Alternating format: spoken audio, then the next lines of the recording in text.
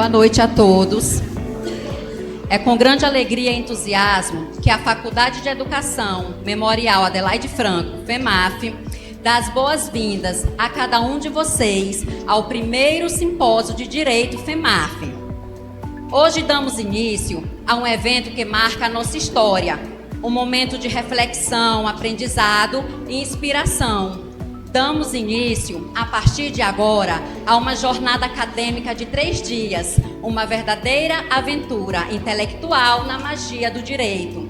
Vivemos uma era de profundas transformações. A tecnologia redefine nossas relações, altera a forma como nos comunicamos, como produzimos e até como buscamos a justiça. E é nesse contexto que surge o tema central do nosso encontro: os desafios do direito para a era digital. Este simpósio é um convite à reflexão sobre o papel do profissional do direito em um mundo cada vez mais conectado, automatizado e dinâmico. Durante esses 3 dias, viveremos momentos incríveis de aprendizado e troca de experiências. No primeiro dia, hoje, teremos algo muito especial: a gravação de um podcast jurídico ao vivo, um episódio especial que será gravado aqui, com a participação dos nossos alunos, professores e convidados. Essa gravação será disponibilizada posteriormente no canal do YouTube da FEMAF, para que todos possam rever e compartilhar os debates e reflexões deste momento. No segundo dia, os mini-cursos acontecerão simultaneamente nas salas de aula, abordando temas atuais do mundo jurídico, como o trabalho por plataformas, os crimes cibernéticos e o uso da inteligência artificial na rotina profissional. E no terceiro e último dia, teremos as palestras magnas de encerramento, que trarão reflexões inspiradoras sobre o futuro do direito e sobre o papel ético e humano do jurista na era digital. Este simpósio é o resultado do trabalho coletivo de professores, coordenação, alunos e parceiros institucionais. Cada detalhe foi pensado para que este seja um espaço de conhecimento, diálogo e transformação.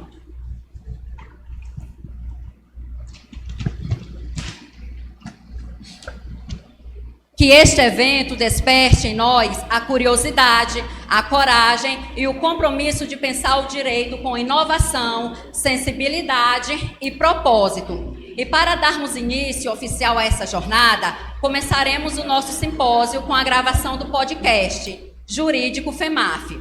Um momento especial que une conhecimento, tecnologia e comunicação e que marca o início desta grande experiência acadêmica. Neste momento, convido ao palco o professor William Sobreira, que conduzirá a abertura da gravação do podcast. O professor William será o anfitrião deste episódio inaugural e, em seguida, apresentará o nosso palestrante e convidado especial da noite, o Dr. Felipe Damos, que irá compartilhar conosco suas reflexões sobre os desafios do direito para a era digital. Senhoras e senhores, sejam todos muito bem-vindos ao primeiro simpósio de Direito FEMAF. Que esses 3 dias sejam marcados por conhecimento, inspiração e transformação. E agora, vamos dar início oficialmente ao nosso simpósio com a gravação do podcast Jurídico FEMAF. Obrigado.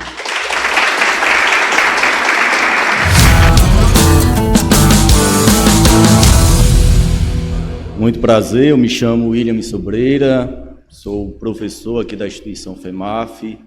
E vamos dar início ao nosso podcast convidando o professor Felipe Damos. Eu tenho que pegar aqui o currículo dele, que é bastante extenso.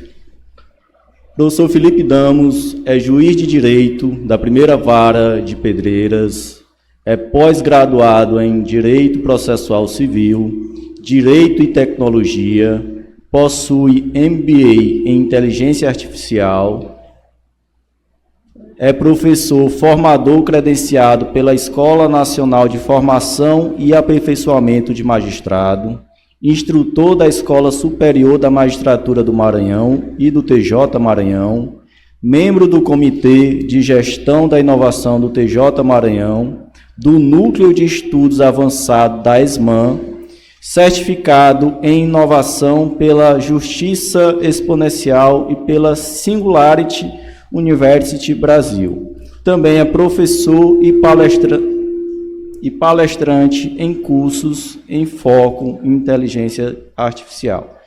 Boa noite, professor Felipe Damos. Convidamos o senhor a participar do podcast.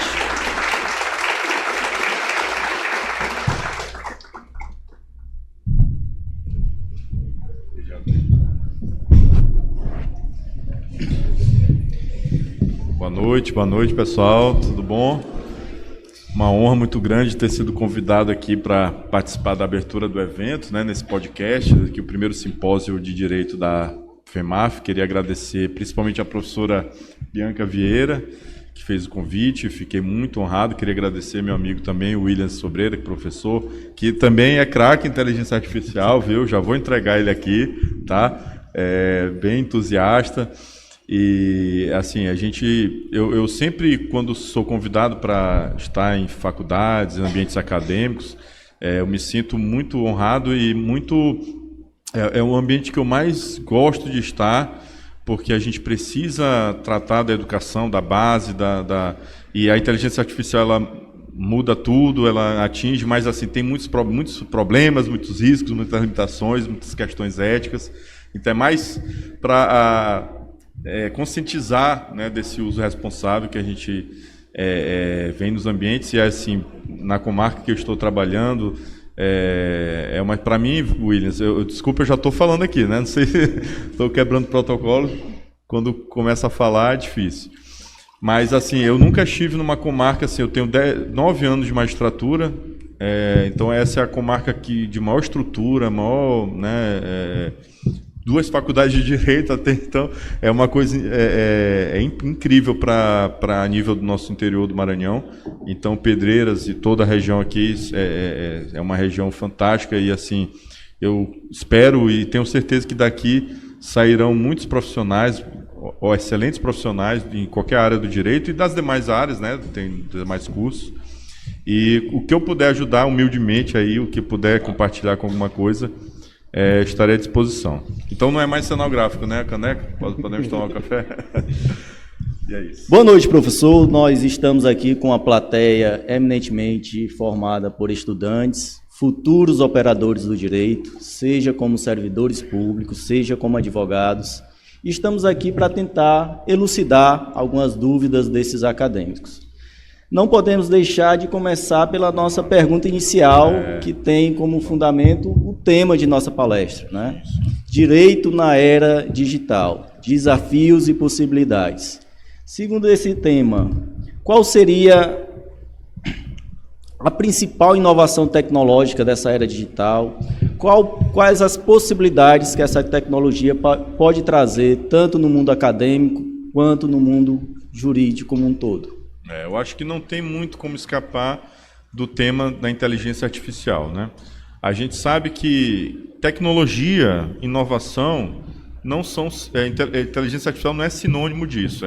É um conceito que está dentro da parte de inovação, né? Nem sempre, inclusive, inovação também não é sinônimo de tecnologia. Muita gente confunde, né? Acha que só a inovação que é algo tecnológico, algo... Por exemplo, um ambiente como esse aqui, um podcast, né, para abrir um simpósio de direito, que normalmente a gente acharia que era só palestra, todo mundo sentado assistindo uma palestra, já é uma coisa inovadora, né? Então a FEMAF está de parabéns por essa inovação, uma coisa assim disruptiva. Então não tem tem tecnologia já conhecida aqui, câmeras, microfones, nada muito novo. Mas a ideia de ter essa mesa redonda, de todo mundo estar aqui interagindo, depois vocês vão poder perguntar e a gente vai interagir, é uma coisa que, né, é incrível, né? Então, assim, a gente precisa entender que inovação é uma coisa muito mais ampla. Mas a gente está falando muito de inteligência artificial porque ela teve uma reviravolta aí, porque nem a inteligência artificial é um conceito novo, também é outro mito que a gente tem que desmistificar, de que a inteligência artificial nasceu com o ChatGPT, né, que foi lançado no final de 2022. Não, a inteligência artificial ela vem sendo desenvolvida desde a década de 40, década de 50. A gente mesmo já utilizava inteligência artificial muito antes do ChatGPT, no Instagram, na Netflix, no reconhecimento facial, na correção de texto, nos assistentes aí, Alexa, Siri, etc. Tudo isso já era inteligência artificial. Então a gente já tinha esse conhecimento, essa vivência. Mas a inteligência artificial que veio com o ChatGPT, que é a chamada inteligência artificial generativa, que ela passou a não só aprender dados e dar previsões, como é o Instagram, os algoritmos de recomendação de conteúdo, por exemplo, mas ela passa a criar conteúdo novo, como a gente consegue criar o ser humano, né? Textos, e agora imagens, vídeos, música, código, tudo isso que vocês têm visto aí nas redes sociais, mesmo que ainda não usou. Alguém que aqui ainda não usou inteligência artificial no seu dia a dia? Graças a Deus, essa pergunta é cada vez menos respondida nas palestras e cursos que eu tenho dado, graças a Deus. Então, veja, mesmo que existisse uma pessoa aqui que ainda não tivesse usado, essa pessoa saberia que está acontecendo, porque não tem como não ser bombardeado de informações, principalmente os memes, as imagens, vídeos, né? Então, isso muda tudo, muda o jogo, porque aí sim, isso é uma novidade incrível, que nunca antes teve, que a inteligência artificial realmente criando coisas de forma autônoma, né? Então, isso é até um pouco assustador, né? Então, só que isso impacta diretamente todas as áreas, né? E a área jurídica não tem como ser, porque a gente mexe com texto, né? Mas mexe com a imagem. O pessoal aqui do audiovisual que está cobrindo aqui, produzindo o evento, já está vendo os impactos disso nas suas áreas, na medicina, na psicologia, comunicação, todas as áreas aqui estão sendo impactadas. Então, eu acho que essa é a principal, tá dentro da tecnologia, do que a gente pode falar. Digital é bem mais amplo também, né? A gente não pode restringir a inteligência artificial. Tem questão de provas digitais, até de tokenização, blockchain, não sei o quê. Enfim, tem muita coisa ainda que vai mudar, que vocês vão precisar estudar, mesmo depois de formados. Sinto informar que o estudo vai permanecer uma grande responsabilidade nossa, mas realmente a bola da vez é a inteligência artificial. Querendo ou não, acho que como a própria pergunta, a plateia já ficou um pouco inquieta, acho que a IA faz parte do nosso dia a dia, né? Sim. Todos nós que ainda não operamos, mas já pelo menos ouvimos falar. Neste contexto, o senhor poderia destacar quais são as principais IAs de utilidade no mundo acadêmico, no mundo jurídico, sim. E qual seria a diferença básica entre elas? Sim. Veja, hoje o ChatGPT, eu acho que ele foi o mais conhecido, né? O mais famoso, ele foi o primeiro que foi lançado, não é? Realmente ele trouxe essa revolução, embora também pouca gente às vezes sabe que a tecnologia por trás do ChatGPT, a letra T do ChatGPT, se chama Transformer, né? Que é um mecanismo que faz o processamento e por meio do qual ele gera as palavras, né? Vai criando as palavras. Esse T do Transformer foi desenvolvido pelo Google, mas às vezes uma empresa grande como o Google, já consolidada, não está atrás de uma disrupção, não vai atrás de alguma coisa tão inovadora. Um dia ela já foi uma empresa menor que fez uma revolução, por exemplo, no caso dos buscadores, né? E aí foi a OpenAI, uma empresa, uma startup americana, que com base nessa tecnologia desenvolveu o ChatGPT, né? E quando ele foi lançado, ele só trabalhava com texto, né? E era muito ainda rudimentar, os resultados eram bem insatisfatórios, mas já era uma luz ali de que algo novo estava vindo, e aí os modelos foram evoluindo. Mas aí o que aconteceu? O Google não ia ficar parado, né? Depois que o ChatGPT cresceu tanto, para vocês terem uma ideia, o ChatGPT bateu todos os recordes daqueles... quando, por exemplo, o Instagram foi lançado, demorou 1 ano para atingir 1 milhão de usuários. Ele bateu todos os recordes, né? Em questão de meses, ele bateu o recorde do Instagram e tudo mais. Então, vendo esse movimento, as outras empresas começaram a investir nisso também, a Microsoft, o Google. E aí, por exemplo, o Gemini hoje é muito bom ele tem uma capacidade até de processamento, de análise de dados superior ao ChatGPT, né? Na parte jurídica está muito boa. E aí tem várias outras, tem o Claude lá, que é da Anthropic, que já foi uma empresa que foi criada a partir de uma dissidência da OpenAI, né? Então os funcionários saíram da OpenAI, criaram essa outra empresa chamada Anthropic, e essa Anthropic criou um modelo chamado Claude. Alguém aqui já ouviu falar nesse modelo? Claude ou Cloud? Alguém já ouviu? Não? Já? Boa. Então, quem já mexeu com o Cloud gosta muito da escrita. Concorda comigo? Muito boa, muito melhor do que o ChatGPT, por exemplo. Já o Gemini, ele tem uma se você botar um processo no ChatGPT, processo grande, ele não vai ler tudo. Tá? Aqui não vai ser o propósito de dar um curso, né? Senão seria... Porque o tempo é curto. Mas, assim, o Gemini já vai... Então, cada um tem uma capacidade maior. Cada um tem um... Aí a gente acaba usando mais de uma durante o nosso... Aí tem as IAs que são específicas da área jurídica, como o Juiz IA, que é do Jus Brasil. Tem o Minuta IA, que é uma ferramenta também focada só para a área jurídica. O Notebook LM. Alguém aqui conhece o Notebook LM? Aqui. Quem mais? Notebook LM. Olha, esses poucos que levantaram a mão estão na frente aqui. Mais um aqui. Notebook LM, gente, se vocês quiserem só uma coisa do que eu vou falar hoje aqui, conheçam o Notebook LM. Só vou dizer isso, é a lição de casa de vocês aqui. Porque essa ferramenta, ela foi feita pelo Google para estudo. Então, ela é uma ferramenta talhada para estudo. Você cria mapas mentais, cria resumos, cria perguntas e respostas, cria cartões cria professores. Já que o professor levantou a mão, provavelmente alguma prova dele já foi elaborada com auxílio do Notebook LM. Vou logo dedurar ele aqui. Porque ele faz perguntas de marcar, perguntas discursivas e ainda dá o gabarito.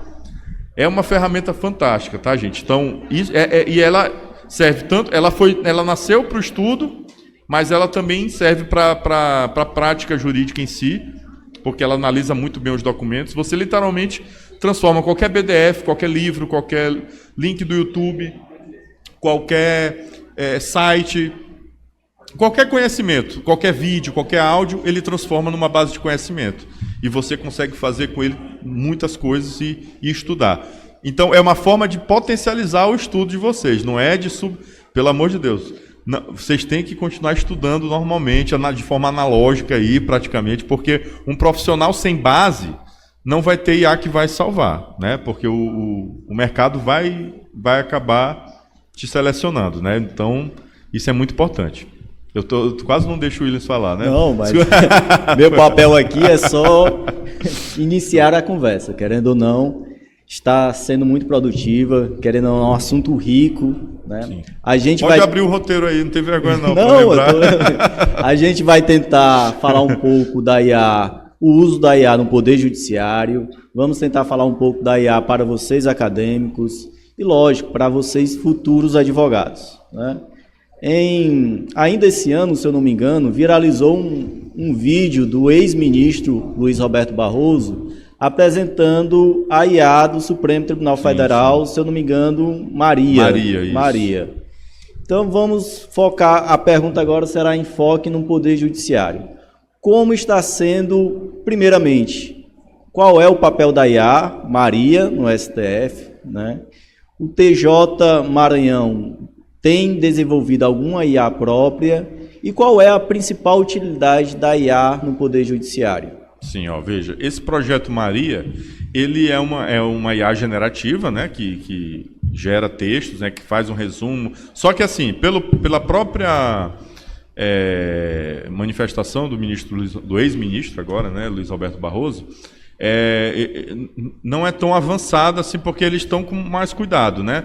É de fazer um resumo do processo, né? Dar uma minuta de uma primeira decisão, servir de apoio mesmo lá no Supremo, né? Mas existem outros robôs que faziam triagem, por exemplo, de recurso repetitivo, recurso com repercussão geral, que são trabalhos meio braçais, né? Você separar. Vocês sabem que chega uma enxurrada de processos por mês no Supremo Tribunal Federal, né? Processos do Brasil todo vão para lá, né? Em última instância. Então, precisa de um robô para fazer uma triagem, né, do que é um recurso da matéria tal, que tem repercussão geral que não tem. Né, já para encaminhar, tem um robô Vitor, robô Rafa, tem o Maria, que é a IA generativa, né? E no STJ tinha o Atos, várias, principalmente a principal função era resumir, fazer resumo, né, dos processos, para facilitar a análise pelos assessores, pelos ministros, né? E triagem para já chegar tudo dividido aqui, ó. Isso aqui é tudo, esses 1000 recursos aqui é tudo da repercussão geral da matéria tal. Aqui é para negar provimento tudinho, aqui é para dar provimento, aqui é, né, porque é uma coisa realmente mecânica, né? Então isso tem que ser facilitado por meio da tecnologia. Já trazendo aqui para o Maranhão, para o TJMA, a gente não tem uma IA própria, mas a gente tem contratações em andamento. Já tem o Google, acho que lá no TRE tem também, né? O Gemini, e que já vem com o Notebook LM também, que são as 2 ferramentas do Workspace, do Google, né? Então o Tribunal do Maranhão tem essa contratação, mas está em andamento aí o Juiz IA e o Minuta IA. Eu não sei se vão ser os 2 ou se só um dos 2 vai ser contratado também, né? Porque são ferramentas muito boas. O Minuta IA está sendo muito agora contratado por outros tribunais, até TREs também. TRE eu vi na Paraíba, na Bahia também, porque realmente é uma ferramenta talhada para a área jurídica. Porque, assim, vocês precisam entender que ChatGPT, Gemini, Claude, essas ferramentas, elas são generalistas, né? Elas foram feitas para qualquer pessoa de qualquer área usar. Aí a pessoa tem que fazer a customização para a sua área, para o seu conhecimento. Mas existem IAs que são treinadas para a área jurídica, né? Isso aí já também facilita um pouco a nossa vida. Mas assim, porque veja, para desenvolver uma IA Pro, alguns tribunais têm, né? Alguns tribunais fizeram de maior porte, mas realmente requer recursos, né? Requer investimento, treinamento. Às vezes é mais fácil você contratar uma, né? E disponibilizar, né? Mas assim, o atual estado é esse, e assim, o Poder Judiciário como um todo, né, o CNJ vai investir cada vez mais, porque saiu uma resolução do CNJ, não sei se vocês chegaram a ver, a 615 desse ano, que dispõe sobre o uso da IA generativa, então ela incentiva o uso, né, então o judiciário pode usar, e claro que isso afeta, obviamente, todo o sistema de justiça, né, advocacia, MP, defensoria, etc. Mas, claro, de forma responsável, tudo mais, dá todos os requisitos ali de como deve ser usado, mas incentiva esse uso, assim, e é uma coisa que eu acho que não vai ter volta, né? É uma coisa que só vai aumentar, né? Querendo ou não, muitos ainda têm medo que a IA substitua a mão de obra, né? Querendo ou não, é um meio que produz mais, que pode acelerar processos. Então, indago ao professor, a IA tem capacidade de julgar um processo sozinha? Olha, excelente pergunta, meu amigo, porque isso é uma dúvida que muita gente tem e às vezes a gente precisa entender as limitações da IA, né? A IA generativa, qualquer tipo, ela não tem senso de ética, senso de justiça, senso moral. Alguém aqui já tentou fazer alguma coisa com o ChatGPT ou qualquer outra ferramenta e ela disse que não ia fazer? Já, né? Isso aí, gente, quando ela faz isso, não é que ela tenha consciência de que isso viola os termos de uso, ou que não, isso é um conteúdo ofensivo, não, isso é um conteúdo de caráter sexual, não, isso é um conteúdo... A IA não tem essa consciência. Isso aí, a empresa né, no caso a OpenAI, Google e tudo mais, colocam esses controles, a gente chama isso de salvaguardas, e ela diz, bota uma programação de que, olha, se o fulano aqui te pedir para tu ensinar ele a cometer um crime, a fazer uma carta de ódio, alguma coisa desse tipo, você vai dizer, olha, não pode, isso é uma coisa política de um lado ou de outro, você vai barrar. Então, esse controle é feito né, artificialmente, né, pelo ser humano, nas empresas, nos modelos. Então, veja, a gente não sabe o futuro, né? Se ela vai desenvolver isso. A gente vê muitos filmes, né? A gente se assusta aí, né? Exterminador do Futuro, Skynet, né? Matrix, etc. Né? Eu adoro esses gêneros, sempre gostei. Mas, assim, eu acho que isso é ficção. Se Deus quiser, isso não vai acontecer. Mas também não é nosso uso aqui que vai alimentar isso, tá? Fiquem tranquilos, tá? E a IA, se ela se rebelar, ela vai... Não precisa de pedir por favor para a IA, não, ela não vai te poupar por isso, não, tá? Pode ficar tranquilo quanto a isso. Mas, brincadeiras à parte, veja, até chegar a esse nível aí que a gente vê nos filmes, né, esses futuros distópicos aí, que a gente não sabe, não tem como saber,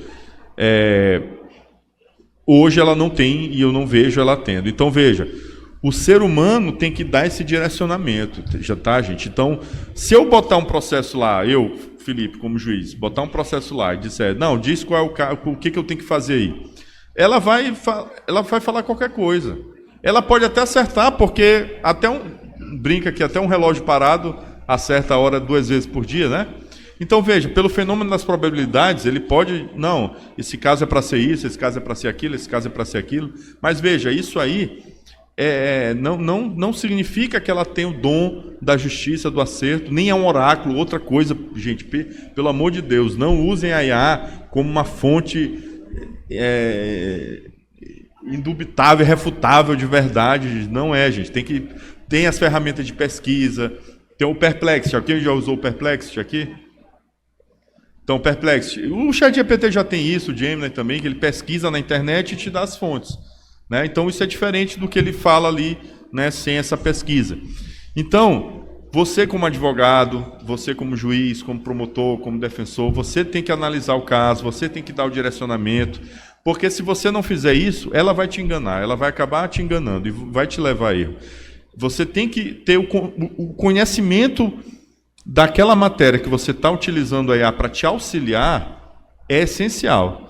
Então, você não pode... eu sou juiz, vou pegar um exame, botar lá para o ChatGPT para analisar e o diagnóstico é esse aqui. Eu não sou médico, como é que eu vou auditar esse resultado? Então, se eu sou um advogado, se eu sou um professor, se eu sou um juiz, eu tenho que...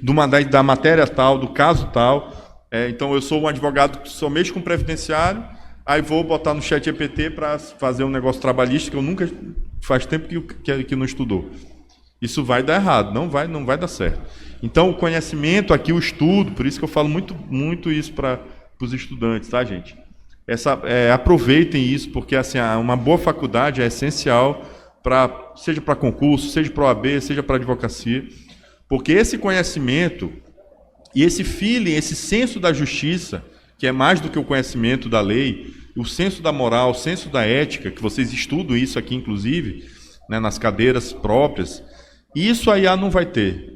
Isso é o diferencial humano que sempre vai ser necessário e fundamental na área jurídica.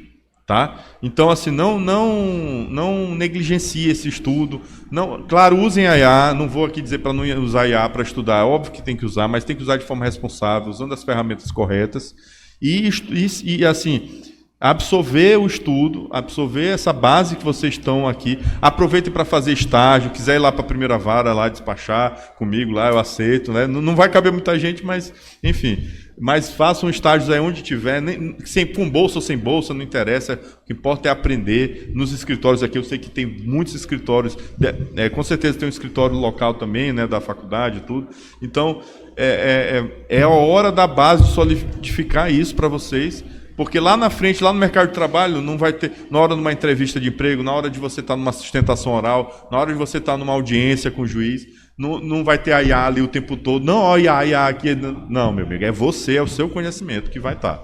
Então é muito importante vocês saberem disso. Eu já fiz alguns treinamentos de IA e eu acho que uma frase que me marcou muito é que a IA é um instrumento, ela não é substituição de força humana, ela é um instrumento que auxilia a produzir mais. Isso. Né?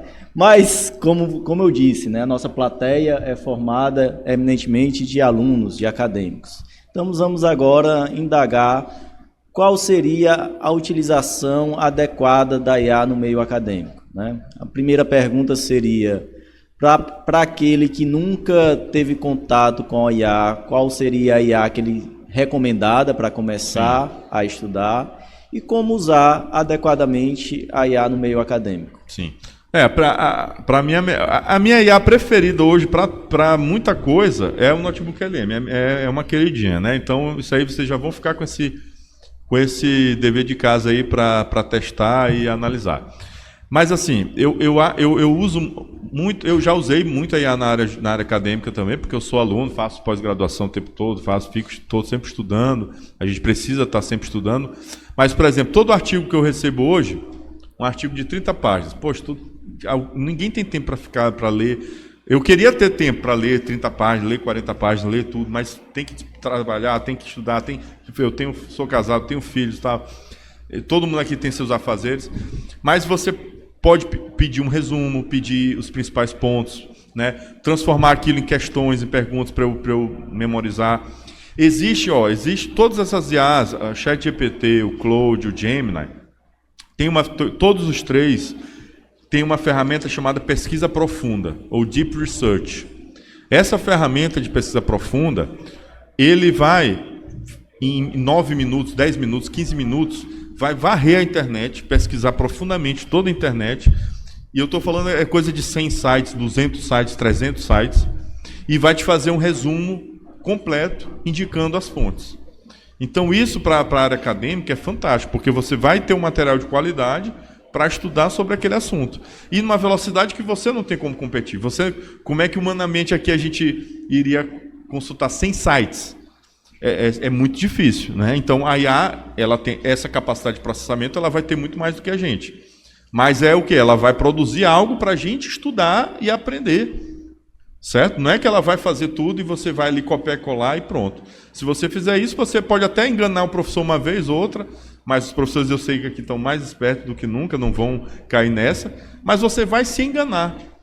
Porque é a mesma... gente, eu costumo dizer que não foi a IA que trouxe a malandragem na cadeia, nos estudantes. Então, tem estudante que não comprava monografia antigamente, que um trabalho em equipe, sempre um que fazia, o outro que fazia, eu ficava só na minha. Você não está aprendendo, você está só se enganando. O aluno que pesca, que cola, né?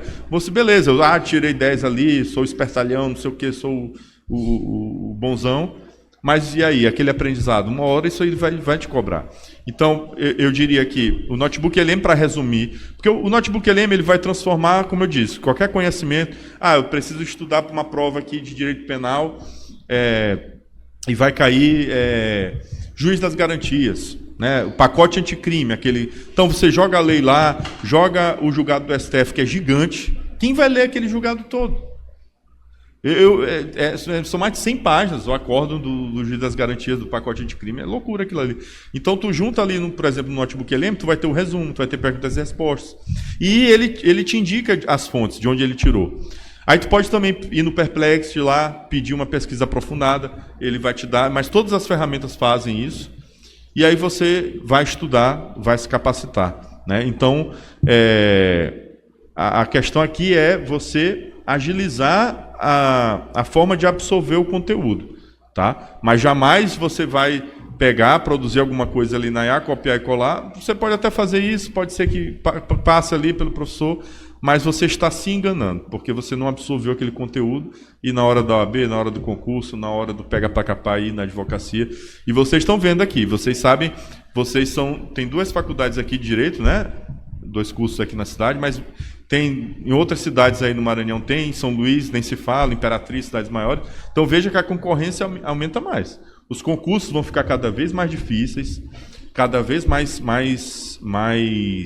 concorridos. A gente já vê isso claramente na prática.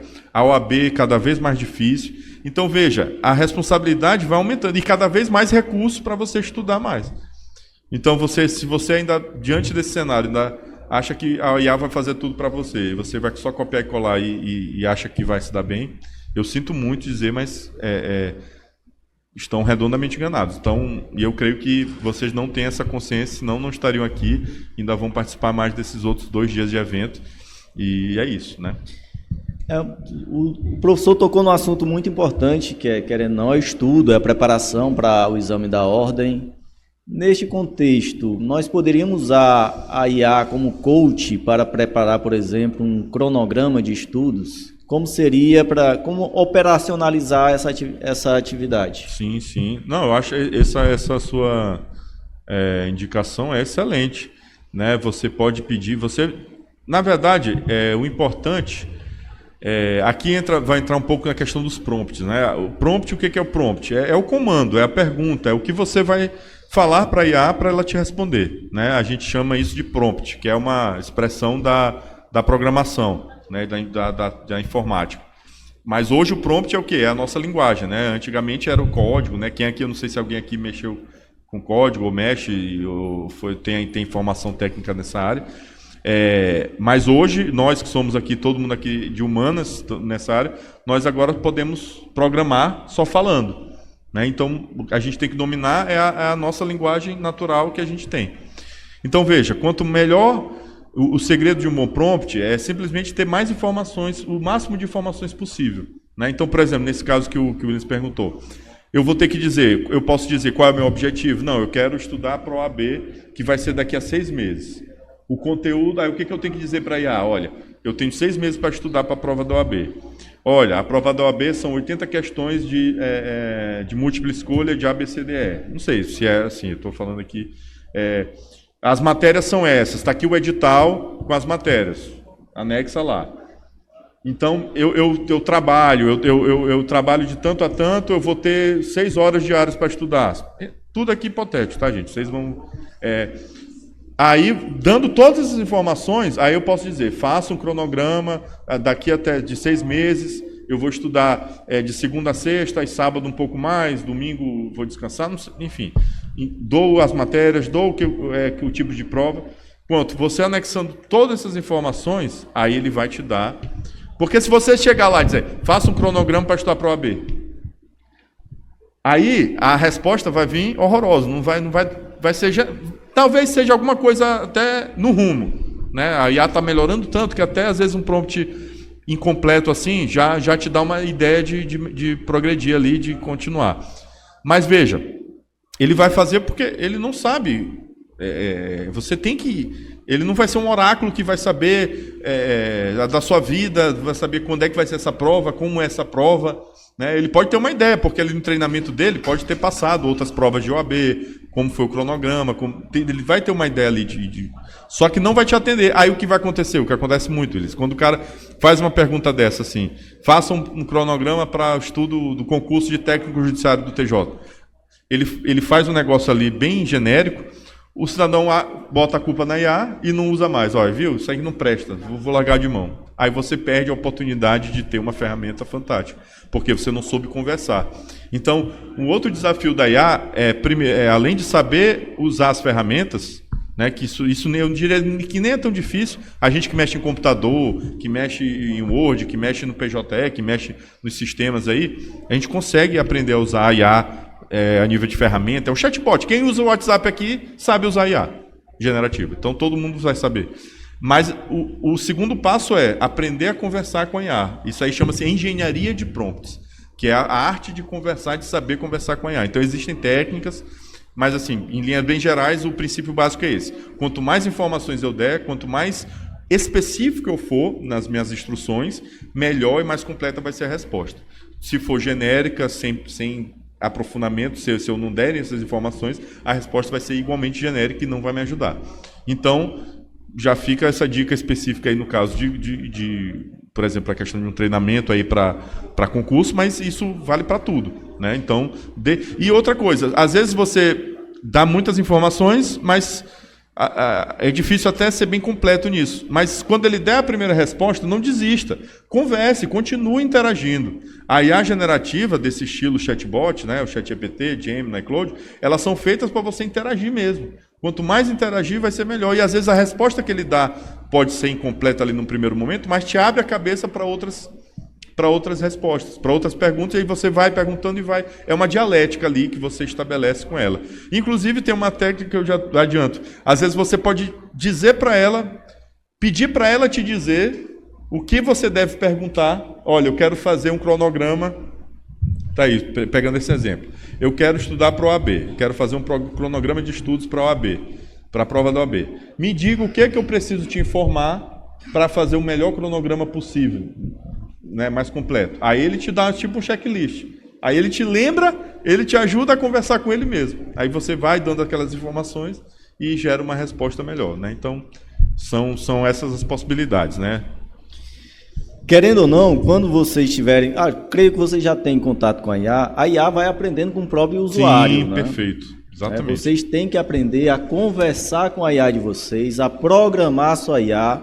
Como eu disse, se você tem uma resposta errada, foi porque você perguntou errado, fez a pergunta incorreta. Prompt, posso resumir como sendo o comando, a pergunta que você faz para a IA. Estava até olhando aqui que alguns alunos fizeram algumas perguntas e eu já vou adentrar nelas, né? Perfeito. Uma das perguntas seria, deixa eu olhar aqui, de que forma o ensino jurídico precisa se adaptar para preparar futuros profissionais para os desafios do direito na era digital? Perfeito. Antes de responder, já que a gente está falando de interação, me sigam aí no Instagram, tá? Fazer a propaganda o juiz também tem Instagram, tem YouTube para justamente espalhar esse conhecimento. Felipe Damos, não tem outro, né? Felipe Damos, D-A-M-O-U-S. Sigam lá e quem quiser tirar foto e me marque que eu reposto, tá? Por favor, dê essa força aí. Mas, enfim, o que o ensino jurídico tem que se adaptar, né, às faculdades? Eu acho que é essencial, no mínimo, cadeiras de direito digital, inteligência artificial dentro das faculdades. Eu já estou vendo algumas faculdades botando graduação só de inteligência artificial, como bacharelado até. Eu até achei que uma coisa mais ousada. Eu vi faculdade de São Luís botando isso. Não sei como é que um bacharelado de 2 anos e meio, 3, enfim, aí é uma parte acadêmica aí que eu nem domino muito, né? Mas, enfim, uma extensão, uma pós. Mas eu acho que dá para você trazer isso para a graduação, e inclusive como uma cadeira mais próxima do início do curso do que no final. Porque o que acontece? O cidadão vai entrar na faculdade, aí vai ter contato com a IA, vai começar a usar para estudar, para não sei o quê, não vai ter a capacitação devida, vai ter problema lá na frente. Que vai ter problema com alucinação, né, que é aquelas invenções que a IA faz, né, vai querer usar muito como muleta e não vai querer estudar. Aí quando se tiver uma cadeira dessa lá num período, rapaz, era assim que usava? Poxa, por que eu não sabia disso antes? Né? Então, como é uma coisa inevitável, eu acho que tem que ser colocada, antecipada e estar na grade do direito. E direito digital de forma mais ampliada, falar de provas digitais, Tem um tema, Willis, que eu vi, eu estava lendo hoje, cara, eu fiquei impressionado. Saiu um julgado do STJ que não tem, assim, é um vácuo legislativo, que era sucessão digital de, tipo, a pessoa morre e deixa o Instagram. E aí, de quem é o direito? Quem tem direito a essas memórias aí, essas fotos? Um Drive, um Google Drive lá, cheio de fotos. Uma carteira de bitcoins, que ninguém sabe a senha. São desafios do novo século. Temos o caso da Marília Mendonça, né? Sim, que está uma confusão. Como é que a gente não vai estudar isso? Vocês podem amanhã ser advogados de uma causa dessa, e aí? Chega um inventário lá, o cara deixou 1 milhão de bitcoins. Como é que vai fazer isso aí? A pessoa deixou um testamento, e a gente às vezes não se prepara para isso. A gente também vai ter que pensar isso enquanto cidadão. Deixar um testamento, não, quando eu morrer eu quero que meu Instagram seja liberado e tal. A Apple não abre, não desbloqueia celular de pessoa falecida, não tem o que faça. E aí como é que vai ser? Sai uma liminar, uma decisão, mandando desbloquear, como é que vai ser? Aí só, não eu ia dizer só Xandão na casa, né? Mas enfim. Meu amigo, não é um mundo novo, então como é que a gente não... Como é que os professores aqui, não sei se alguém faz isso. Vou proibir. Na minha cadeira não tem inteligência artificial, é tudo no papel. Alguém aqui está fazendo isso? Não, né? Algum professor pede papel na canetão? Alguém pede? Não. Mas até isso dá para enganar. Enfim. Mas veja, eu se fosse professor universitário, não quero dar dica, viu? Mas, sei lá, uma ideia que eu vi de uma palestra de um professor falando assim, olha, Quer usar o IA no trabalho? Quer usar? Beleza, pode usar. Mas me mostra os prompts. Eu quero ver como tu chegou no raciocínio jurídico daquilo ali, como é que tu produziu esse conhecimento. Ou então exige mais. Olha, eu não quero um erro de português. Se tiver tu não tem IA para corrigir o português? Aí vem um erro de português? Eu não admito mais, com meus assessores eu falo, olha, ofício, decisão minutada com erro de português, para mim é inadmissível, porque a IA não erra português, a IA produz assim, tu pode só pegar um texto teu e pedir para ela corrigir, já vai ser melhorar, dar uma coesão, coerência, corrigir gramática. Então você pode aumentar o sarrafo da exigência, já que você tem mais ferramentas para utilizar, para produzir academicamente, né?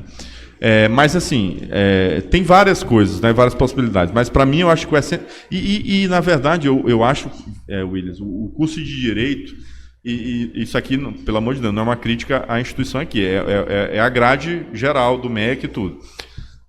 Eu, como juiz, depois que eu estudei para concurso, estudei as matérias tradicionais para passar no concurso, mas aí depois eu descobri que eu tenho que ser psicólogo, que eu tenho que ser gestor da unidade, que eu tenho que ouvir as agruras, ouvir reclamações dos servidores, gerir. Os advogados vêm atrás de mim, tem que ter coisa que não devia ter uma cadeira de psicologia mais voltada para essa área, gestão de secretaria, porque o juiz não é preparado para isso, mas a vara não é só o juiz despachar.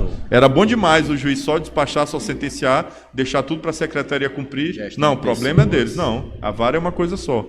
Assim, então, veja, vocês advogados às vezes montam uma equipe, montam um escritório, vocês têm que ter noção de administração, de marketing, de psicologia também. Então, a gente precisa ter um curso mais... uma visão mais ampla, mais macro, porque às vezes a matéria de direito em si, você estuda lá, se esforça e tal, e você consegue desenrolar, né? Então, assim, a gente precisa preparar o profissional da área jurídica para ser um profissional mesmo talhado para o futuro. E isso envolve, além dessas outras situações que eu falei, o direito digital, inteligência artificial, etc. É uma oportunidade para o profissional se destacar no mercado, exatamente, né? Se quiser se especializar. Até uma das outras perguntas já foi respondida, que seria a necessidade de uma cadeira chamada Direito Digital na formação dos acadêmicos. Adentrando um pouco mais na IA, eu gostaria que o senhor detalhasse um pouco. Vale a pena pagar uma IA? Há uma grande diferença da IA gratuita para a IA paga? Gostaria também que o senhor falasse um pouco sobre os assistentes, que são uma ferramenta muito utilizada na IA. E, para completar, seria possível uma contratação coletiva, por assim dizer, algum grupo de estudantes contratar a IA e cada um fazer um assistente pessoal dentro dessa IA? Olha, pergunta, é difícil falar com alguém que sabe tanto, né? Porque o cara te imprensa. Mas, só para não me perder aqui, a primeira pergunta é da ferramenta gratuita paga, não é isso? Isso aí me lembrou uma coisa que eu sempre falo também nos cursos e palestras e tal, que como é incrível a atualização da IA e como isso é desafiador, né? Às vezes de um dia eu estou dando um curso num dia, vou dar um curso no outro, muda alguma coisa, às vezes eu descubro a coisa no meio do curso ali mexendo. Então aí eu estou falando isso porque hoje mesmo saiu, a propósito disso, saiu um plano novo do ChatGPT. Então, por exemplo, o ChatGPT, ele tem a assinatura gratuita e tem a assinatura Plus, que é R$100, né? Uma dica que é importante para o meio acadêmico, para o pessoal estudante, tem que economizar, né? Se forem assinar, não assinem no site. Geralmente, se você assinar pelo site, vai assinar em dólar. Se você assinar pelo aplicativo, pelo iPhone ou pelo Android, Samsung e tal, você assina lá pela loja do aplicativo, fica em real. Geralmente o valor fica em real, R$99 ou algo do tipo, e aí você não fica vinculado à variação do dólar, nem OF. E aí, se você usar o mesmo e-mail que você usa no seu celular no computador, fica tudo sincronizado. Então, isso vale para o ChatGPT, para o Claude, para o Gemini, para todas essas ferramentas. Então, fica essa dica aí, sempre, quando possível, assinar pelo celular. Mas aí, o ChatGPT lançou um plano Go, ChatGPT Go, que está em R$40, R$39,90. Então, é um intermediário ali, né? Porque o plano normal, o Plus é R$99. Então, isso saiu hoje mesmo saiu essa notícia. Então, é muito dinâmico, é incrível. Então, já trago em primeira mão aqui para vocês. Tá? Mas essa tua pergunta é fundamental, porque é o seguinte, gente, eu sei que às vezes R$100 por mês é caro, ou até esse R$39 agora, mas aí tem o Gemini que é R$96, o Cloud também é R$99 por aí. Mas, gente, se for usar a IA, eu não recomendo usar a gratuita, tá? Ainda que se faça um esforço maior, economizar com alguma outra coisa, poupar, economizar uma pizza aí do fim de semana, um hambúrguer, uma coisa que vai te fazer mal aí de outras coisas para pagar uma IA, porque assim, não é questão de luxo, de nada do tipo. É o seguinte, dois aspectos fundamentais. O primeiro é a própria capacidade da IA de processar essas informações. Se você só vai usar a IA para coisas, para fazer um e-mail, para fazer um post no Instagram, para fazer uma campanha para alguma coisa, aí vai servir, pode usar a gratuita, beleza, ok. Mas aqui, a maioria é estudante de direito e tem muitos profissionais também, e depois vão se tornar profissionais. Nós, da área do direito, nós trabalhamos com um volume de informações grande. E mesmo os estudantes, você vai pegar um artigo, a professora que vai passar um artigo gigante aí para vocês lerem daqui para amanhã e fazer uma prova, fazer um resumo. A versão gratuita, gente, ele não vai ter o que a gente chama de a janela de contexto, que é o termo técnico que refere-se à capacidade da IA absorver aquela quantidade de informação que você dá para ela, vai ser bem menor. Então, se você às vezes bota um artigo lá de 30 páginas, de 30 laudas, um chat GPT gratuito não vai nem ler tudo. Só que qual é o problema? Ele nem vai te avisar. Aí você está ali crente abafando, resume aí, tal, não sei o quê. O que ele vai fazer? Ele pode inventar coisa que não está escrito ali. Ele não vai ter a capacidade para documentos minimamente razoáveis ali. Certo? Então, veja, toda a IA, por exemplo, o ChatGPT, o Claude e o Gemini, desses três, o Gemini é o que tem maior capacidade, na versão paga, né, claro. Em segundo lugar, o Claude e em terceiro lugar, o ChatGPT. O ChatGPT hoje é o que tem a menor capacidade, por isso que eu não estou recomendando muito ele para a área jurídica mesmo, tá? Porque mesmo na versão paga, não tem uma capacidade tão grande. Então, imagina na gratuita. Então, gente, se for usar a IA para vocês aqui, aí sim, o segundo aspecto é o seguinte, a proteção dos dados, tá? A gente, na área jurídica, talvez só estritamente para a questão acadêmica, não tem esse problema. Mas quando vocês forem trabalhar, estiverem já no estágio, ou quem já for advogado, quem estiver trabalhando com dados sensíveis dos clientes, eu como juiz, os dados dos processos, são dados sensíveis, são dados protegidos pela LGPD, a Lei Geral de Proteção de Dados, outra cadeira que tinha que ter. Eu acho que, claro que deve ser abordado no curso de Direito atualmente, mas tinha que ter uma coisa específica, mas talvez uma coisa até misturada com a IA, então lembrei disso aqui também. Então, veja, as ferramentas gratuitas, elas vão utilizar, porque a ferramenta gratuita, na verdade, não é gratuita. O pagamento é que é diferente. Em vez de você pagar $20, R$99 por mês, você vai pagar com seus dados. É tipo o Instagram. Vocês acham que o Instagram é gratuito? Alguém tem essa ilusão de que o Instagram é gratuito? Não é, gente. Aqueles dados que a gente dá para o Instagram, aqueles o que você curte, o que você vê, o que você fala, isso gera de retorno para as empresas que pagam para patrocinar ali bilhões. Então ninguém dá nada de graça para ninguém. Então, no caso da IA, a IA o que ela precisa para treinar? Para melhorar, ela precisa de dados, cada vez mais dados. Então, elas querem os seus dados para treinar o modelo mais e mais. Só que a gente não pode, nós, da área jurídica, que lidamos com dados sensíveis, não podemos dar esses dados para a IA. Então, as ferramentas pagas ou institucionais, por exemplo, que o tribunal dá para a gente, elas têm a opção de você desativar isso. Então, em tese, a gente tem que confiar nas empresas, é um contrato ali, elas estão prometendo, olha, se você pagar aqui essa assinatura, é tipo o Spotify gratuito, o YouTube gratuito. Quando você não paga, fica vindo propaganda o tempo todo. Aí eu pago, tira a propaganda. Então é mais ou menos isso. Olha, tu quer usar o ChatGPT gratuito, o Claude, o Gemini gratuito? Pode usar, mas eu vou sugar aqueles dados para treinar o modelo. Esse é o combinado. Não quer? Então paga a minha assinatura e desativa lá. Então, isso é muito. Então, esses dois aspectos, para mim, que eu, inclusive, sou até um pouco radical nisso. Se for para usar na área jurídica, com o volume de dados que a gente. Com o volume e natureza dos dados com que a gente trabalha, se for para usar gratuito, é melhor nem usar. Nem usar. Só use a gratuita se for mesmo só para essas amenidades que eu digo. Fazer um e-mail, fazer um post no Instagram, fazer coisas, criar uma imagem para zoar um amigo, uma coisa assim.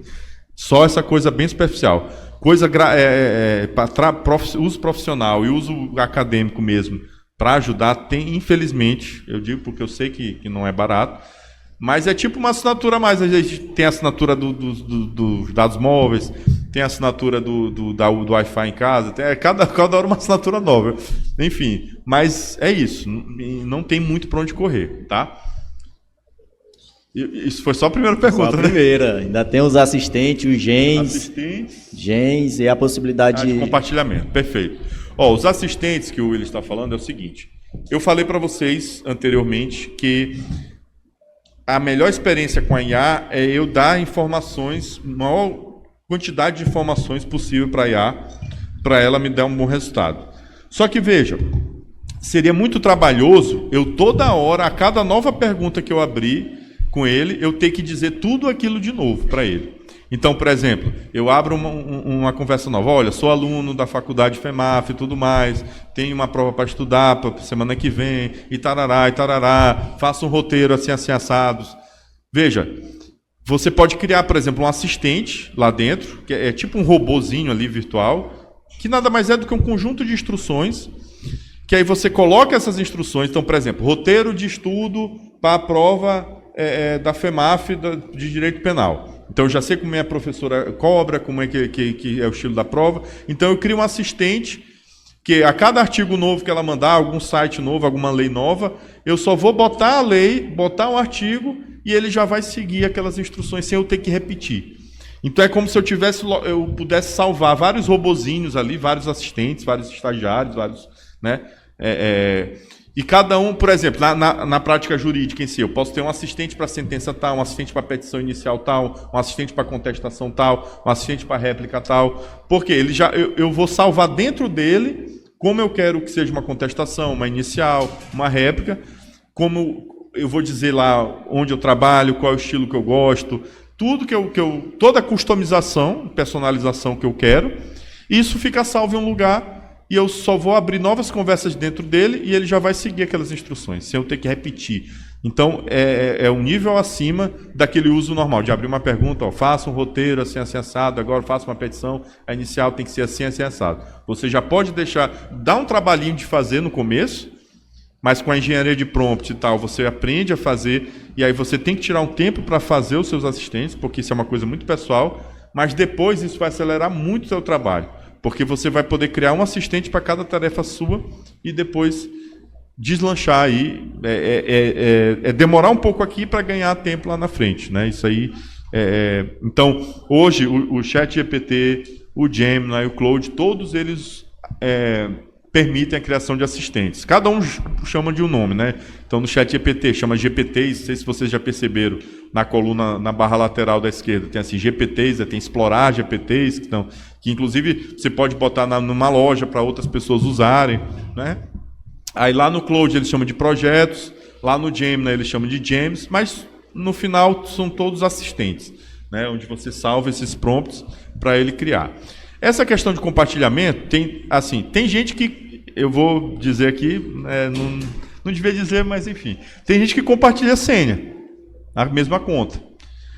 E assim, ao contrário do Netflix, que hoje está bem rigoroso, né, esse negócio de compartilhamento de senha e tal, eles não estão barrando. Então, por enquanto, está dando para fazer isso.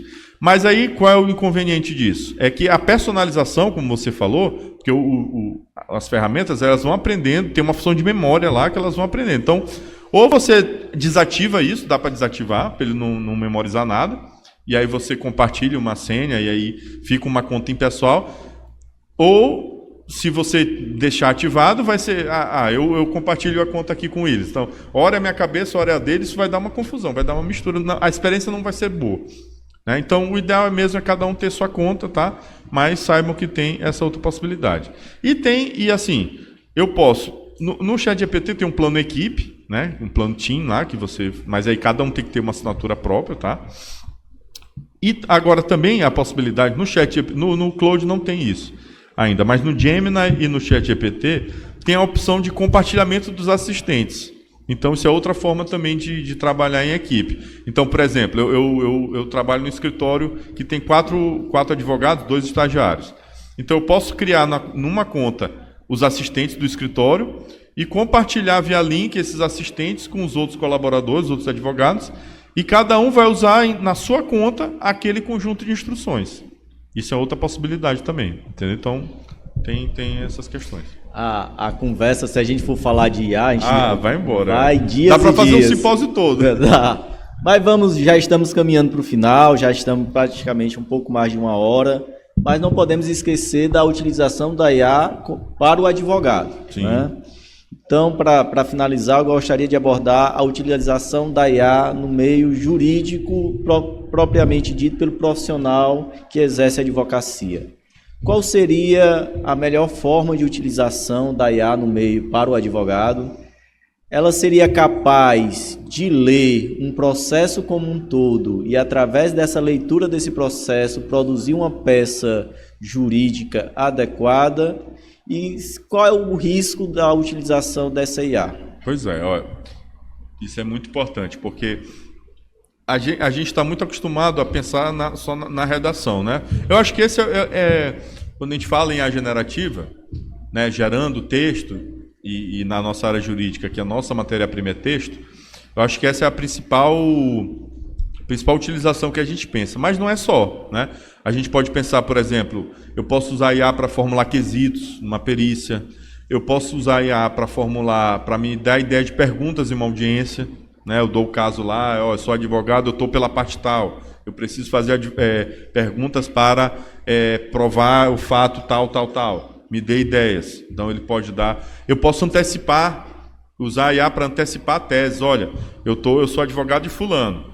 E o cicrano, que é a parte contrária, vai estar alegando isso e aquilo. Me dê ideias que eu posso contra-argumentar isso ao longo do processo. Então, outra ideia. Eu vou fazer uma sustentação oral num tribunal de justiça. Primeira sustentação oral, recém-formado. Meu Deus do céu, estou me tremendo aqui. Me dê um roteiro. Está aqui a minha apelação, transforma isso aqui num roteiro para uma sustentação oral de 15 minutos. Então, ele já vai fazer um roteiro. Tem até a função de voz que você pode treinar com ela. Olha, você finge que você é um desembargador e vamos aqui, eu vou fazer minha sustentação oral, depois você vai me corrigir, vai dizer onde eu posso melhorar a minha oratória e tudo mais. Então, veja, eu diria que a redação da IA é a ponta do iceberg, né, para o advogado. Isso aí virou até uma coisa já que tem que ser básica ali. Eu não posso mais perder 4 horas, um dia todo fazendo uma petição. A IA já tem que fazer o trabalho mais braçal para mim. Transcrever uma audiência, outra coisa. Gente, a pessoa está ali assistindo a audiência, anotando. Não, gente, já tem gravadores, tem transcrição nativa nas ferramentas de videoconferência, tem outras ferramentas que você contrata, então que a IA vai anotar, vai transcrever tudo para você e você vai estudar aqueles depoimentos para você fazer suas alegações finais, por exemplo. Então, são coisas que não precisam mais estar sendo feitas, né?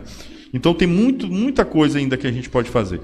Quanto a essa questão até do processo em si, aí você tem que ter muito cuidado para o tamanho do processo, o tamanho da capacidade da janela de contexto que você está utilizando. Então, por exemplo, eu uso o ChatGPT, você tem que pegar só as partes principais do processo, porque se você baixar um processo de 200 páginas e botar lá, ele não vai ler, não vai conseguir. O Claude ele já tem uma capacidade maior, mas não tanto assim. O Gemini já tem 1 milhão de tokens, que é a capacidade muito boa, então um processo até de 500 páginas, 600 páginas, ele vai ler todo. O Minuto IA, que é uma ferramenta própria para a área jurídica, ele já tem 3 milhões de tokens. Então, até um processo de 6 mil páginas ele consegue ler, né? Então, você tem que... Por isso que a qualificação é importante, você se qualificar no uso da ferramenta, na capacidade daquela ferramenta, para poder escolher a que vai melhor atender a sua necessidade. Então, às vezes, o cidadão pega um processo gigante, bota no ChatGPT, está crente abafando que ele está lendo tudo, aí ele quando espantar, o retrabalho vai ser muito maior, porque você, quando vai checar a resposta, que tem que ser checada, tá, gente? Pelo amor de Deus. Toda a resposta da IA, qualquer modelo que seja, mais avançado que seja, tem que ser checada, tintim por tintim, porque pode ter alucinação, pode ter alguma coisa inventada ali, tá? Mas aí nessa checagem, você está vendo que quando está tendo muito retrabalho, poxa, ele errou tudo isso aqui, poxa, era melhor ter feito 100. Às vezes acontece isso. Mas é porque você está usando uma IA que não tem uma capacidade para aquele volume de trabalho que você está usando. Então, tudo isso exige qualificação. Eu sei que é mais uma coisa para estudar, mais uma coisa para fazer curso, mas é isso, é uma nova área do conhecimento e vocês estão... eu sei que é desafiador por um lado, mas assim, eu penso antes de ser juiz, eu era assessor no tribunal, por exemplo. Fui assessor no tribunal por 5 anos. Eu me lamento por não ter IA naquela época. Porque, por exemplo, às vezes passava 4 horas para fazer uma ementa, que é transformar... O que é uma ementa? É uma tarefa de transformação. É pegar um voto e transformar naquele formato de itens ali. Ou seja, é uma coisa que não requer uma capacidade intelectual tão grande. Requer poder de síntese. Isso a IA faz em 2 segundos. Tem um assistente lá do ChatGPT, por exemplo, que eu fiz, botei lá na loja, tá? Muita gente usa aí, que você joga o voto e ele só transforma numa ementa. Então, é assim... Sabe, vocês vão ter que estudar mais outras coisas, mas é sempre para melhor. É tipo a novela que está passando aí, do Candinho de novo, né? O que vem de... eu também não assisto, mas a propaganda aparece tanto que tudo que vem é para melhorar. Alguma coisa assim que ele fala. Enfim, sempre a geração nova, gente, vem, tá surfando. Não cai, assim, nós que somos... Eu não sou tão velho assim, tá, gente? Mas, assim, os professores aqui já são, né... Mas já tem muita geração Z aqui que eu estou vendo, né? Mas assim, a gente sempre tem aquele saldo, na minha época, porque na minha época, não sei o quê, às vezes chora, às vezes, rapaz, era difícil, aí não sei o quê, não sei o quê. Gente, a gente tem que sempre querer o melhor para as novas gerações, para os nossos filhos, nossos netos, né? Então aproveitem isso, essas facilidades, entre aspas, que vocês estão vendo, mas também os desafios e os novos... são situações desafiadoras e cada vez mais vão exigir de vocês foco, estudo, né, e capacitação, principalmente. Querendo ou não, o tempo é curto, não dá da gente abordar todos os temas, mas é um mundo de possibilidades. Vocês notaram que a IA aumenta a produtividade de todos os setores, judiciário, servidor, advogado. Muito interessante o papel destacado aqui pelo professor Felipe, que a IA pode ajudar até aquele advogado iniciante de carreira, né? Que não sabe ainda como participar de uma audiência de instrução, quais perguntas fazer. Aquele advogado que fica nervoso numa sustentação oral, ela pode te dar o caminho de como você irá abordar essa sustentação. Então... é algo que merece, eu espero que tenha despertado o interesse de todos vocês. Eu espero que vocês, caso exerçam a advocacia, procurem especializar um pouco mais a IA. Acho que o professor falou, é essencial um curso sobre engenharia de prompt. É essencial para você que vai exercer a advocacia. Como eu disse, estamos caminhando para o final. Só tenho a agradecer ao professor Felipe, foi uma palestra riquíssima. E agora a gente vai dar a oportunidade a vocês alunos fazerem perguntas, tirarem suas dúvidas, fazer qualquer questionamento ao professor Felipe. Vou até beber uma água aqui, tô nervoso. Algum aluno pode levantar a mão, tem microfone. As perguntas ao vivo que são as mais... gostei. Eu acho que isso é um bom sinal, né? Ou o pessoal está com muita vergonha ainda, né? Não vale professor. Tem 2. Brincadeira, tá, gente? Pode. Boa noite. Me chamo Fernando. Então, foi até abordado a questão do uso da IA, que pode proporcionar insegurança jurídica. Tivemos um caso no Maranhão, de um magistrado que ele saltou a produtividade de 80 para 969 sentenças. Então, como é que o senhor, doutor, verifica essas implicações já na nossa atualidade? Se pode proporcionar a insegurança jurídica ou afetar a lisura das decisões? Excelente pergunta. E, inclusive, te agradeço porque faltou falar isso, porque é muito importante.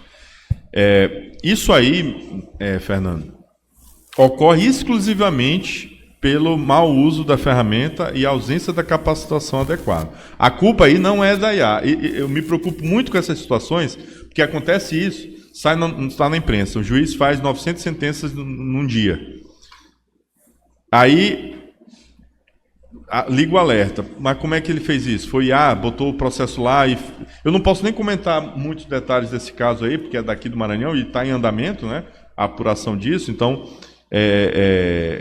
eu vou falar de forma mais hipotética, mas o juiz que faz isso, que joga o processo lá, pede de qualquer jeito para a IA fazer, copia e cola, a culpa foi da IA ou foi do juiz que o fez? Né? Ele sabe se a IA é capaz de fazer isso? Se simplesmente jogar um processo, pedir uma sentença, ele vai fazer aquilo, ele vai dar certo? Aí tem outro lado também. Tem saído vários casos, eu me preocupo muito com isso, de advogados que estão sendo multados. Por quê? Faz uma petição com IA e cita jurisprudência inexistente. Copia e cola aquilo ali e bota na petição. Eu mesmo não faria isso. Eu acho que tem que comprovar má fé ali para uma multa política, mas bem, a gente sabe isso. Mas, enfim, se o advogado teve um mau uso da ferramenta e beleza, não teve má fé, então aí serve de aprendizado. Mas aí qual o problema? Quando eu vejo essas notícias que tem saído... teve uma do Paraná, depois dei uma pesquisada, que o cidadão botou 43 emendas inexistentes. 43. Eu pergunto a meus amigos advogados que estão aqui, professores e advogados, tá certo botar 43 julgados de qualquer coisa que seja, mesmo que existisse, já está errado, né?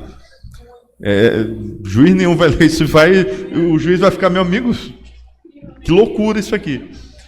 Só que aí eu fico preocupado quando sai a notícia, porque tem que sair a notícia, e aí os veículos querem propagar essa notícia para viralizar e tudo, e demonizando a IA. Viu como não presta, como não posso usar a IA? Olha como é que pode, ela criou 43 jurisprudências. Mas, gente, isso não é a culpa da IA. É a culpa do cidadão que usou, não sabe que a IA cria sim. Então, por exemplo, jurisprudência, já adianto, tem que pesquisar mesmo, pesquisa no Juiz do Brasil, pesquisa no site, nos sites dos tribunais, pesquisa no Perplexity, ou até nas ferramentas de busca online que tem aí. Gente, a gente não quer mais nem pesquisar, é isso mesmo. Isso eu fico preocupado com isso.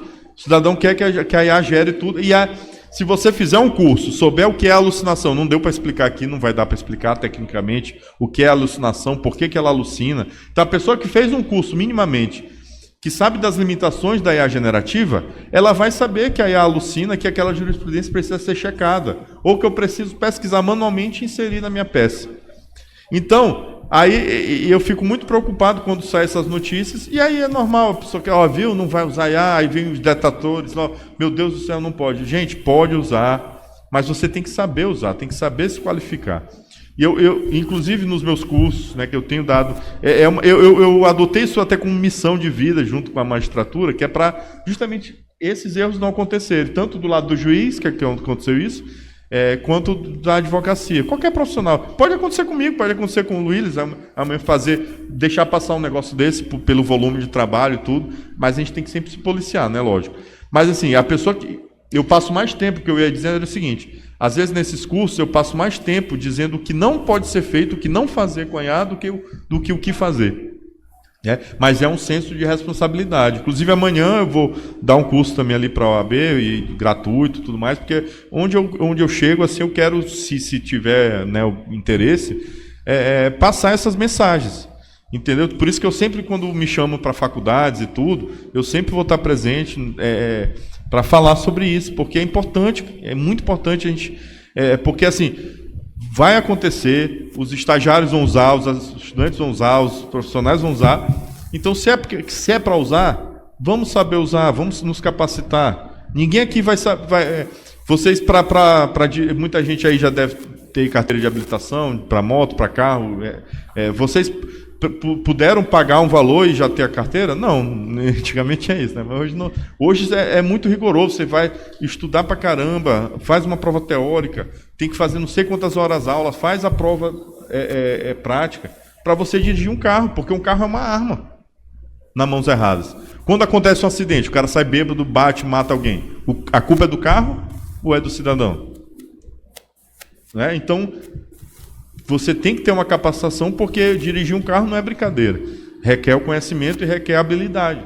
Então, a IA também é a mesma coisa.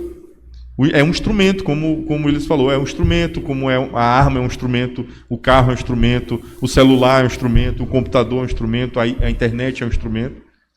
Basta nós, cabe a nós, como usuários, saber usar cada uma dessas ferramentas e para isso precisa qualificação.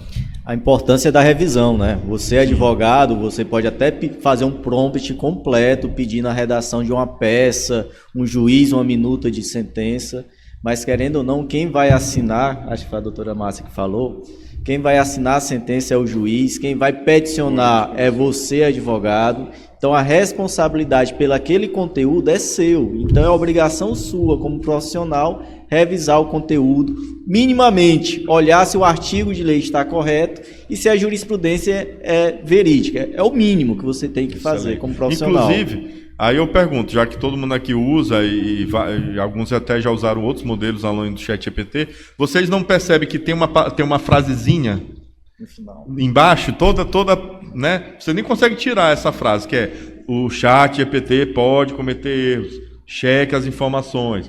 O Gemini tem uma frase semelhante, o Claude, todo modelo de IA generativa tem essa frase, ele está te avisando ali. Então, o que você falou é perfeito. A supervisão humana é a chave todas as limitações da IA que ela tem, além das alucinações. A chave para resolver tudo, para saber, para fazer essa utilização correta, chama-se supervisão humana. Mais alguma pergunta?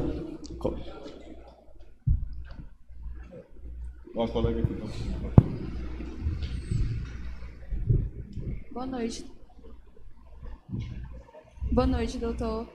Eu gostaria de perguntar em relação aos sistemas de cálculo jurídicos, que eles ainda parecem muito complexos, principalmente para quem está começando agora na advocacia. Existe uma IA que seja mais adequada para cálculo jurídico? Por exemplo, verbas rescisórias, cumprimento de sentença? Olha, isso aí, essa pergunta é muito boa, eu te agradeço, porque isso também é um erro que tem acontecido muito. Porque qual é o problema de usar IA generativa para cálculos? Porque ela também pode errar nesses cálculos. A IA generativa, ela é porque muita gente pensa o seguinte: como é IA, a inteligência artificial. Quando você fala em inteligência artificial, você pensa logo o quê? Um robô, né? Aquela precisão matemática.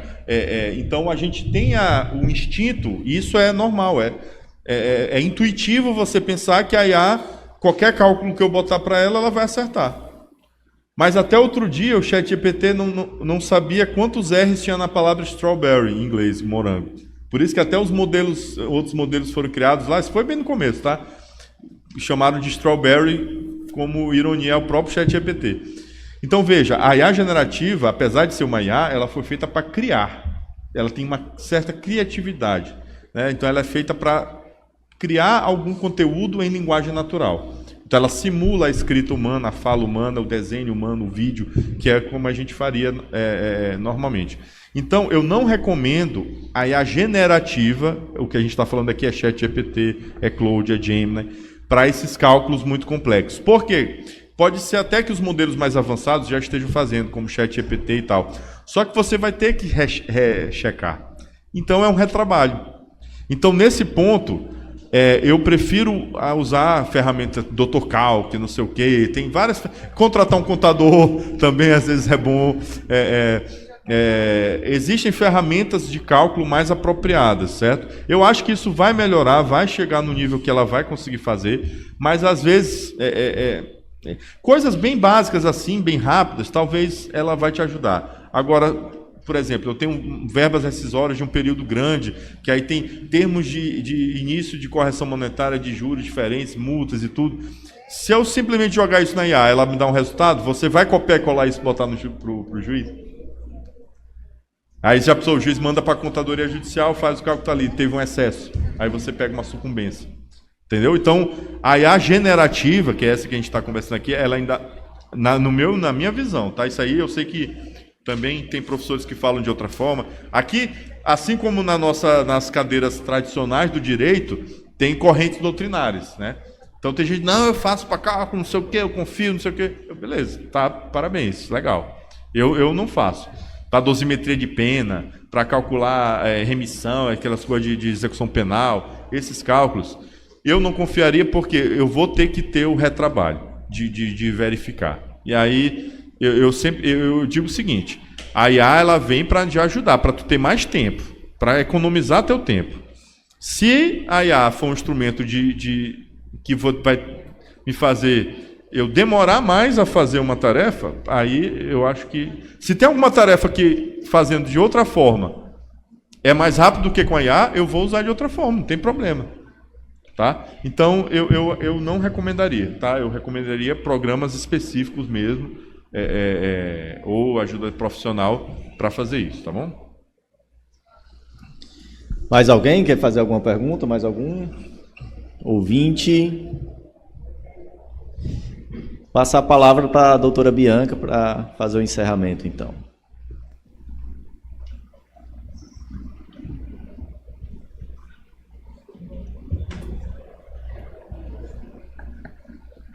Oi. Gente, primeiro uma salva de palmas, né, para os nossos palestrantes. Vocês gostaram? Gostaram? Ah, eu também, gostei muito. Mais uma vez, doutor, muito obrigada. Sei que sua agenda é lotada. Eu sei o quanto também o senhor gosta de fazer isso, por isso que me senti muito à vontade de lhe convidar de estar aqui. Passei 15 dias convencendo todos da grande importância que hoje o senhor representa nessa área. Então, nós estamos muito felizes, juntamente com o doutor William Sobreira, que também tem um conhecimento. Foi um podcast maravilhoso. Muito obrigada.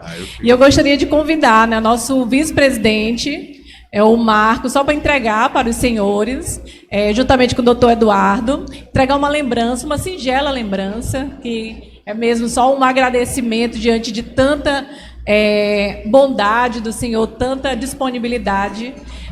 Marcos, o senhor pode um certificado, tá? E também uma pequena lembrança da nossa instituição.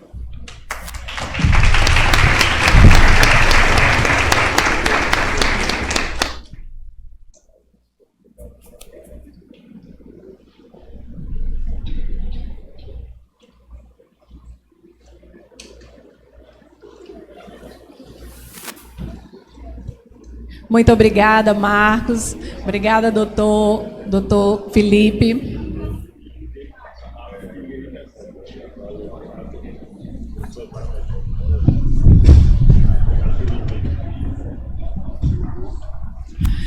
Agora eu convido o doutor Eduardo Ferro, professor da nossa instituição, conselheiro estadual, para entregar para o professor Williams, né, que também nos ajudou. Muito obrigada, professor.